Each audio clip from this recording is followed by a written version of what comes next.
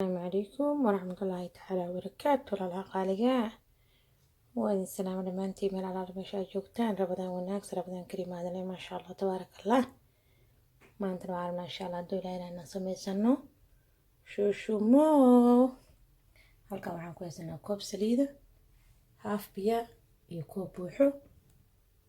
burkaasna waa haysanaa insha allah kiilo iyo bar waaye afar koob aan isticmaali doonaa koobkaas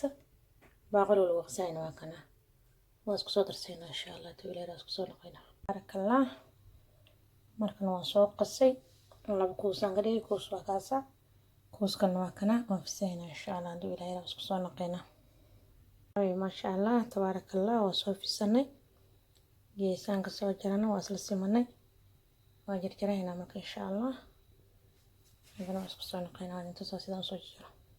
asxaabay ma sha allah tabarakallah sidaas oo soo jaranay insha allah alxaqan intuu noo ilaahay raado badan soo qabayna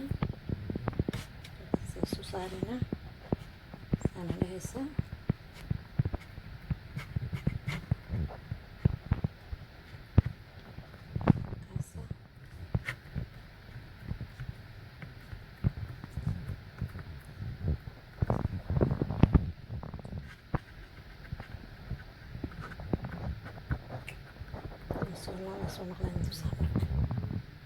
soo fidiyaysa insha allah xabadii soo qabto bartaas saartay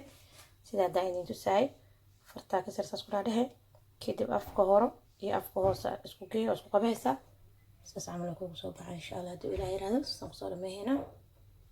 isku soo noqayna allah tabarakallah wala la qaaliga sidaas ka soo dhignay waa qaybtii ugu horeysay insha allah sidaas aan ku soo dhameey doonaa duu ilaahay raado markana ma sha allah tabarakallah wala diba insha allah duu ilaahay raado saliidan dib ku soo saaranay saliidina ku riidayna insha allah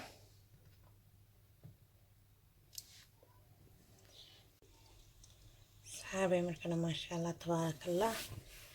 bartaawada saliid ku soo shubnay dibkan soo saaranay ku soo riidayna insha allah duu ilaahay raado sidaas aan ku soo dhameeyna oo isla socoyna sida ku soo baxay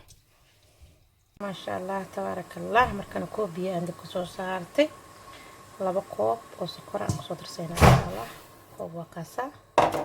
كوب كلام الله تبارك الله سيدا صور في بدنا نوصل بحي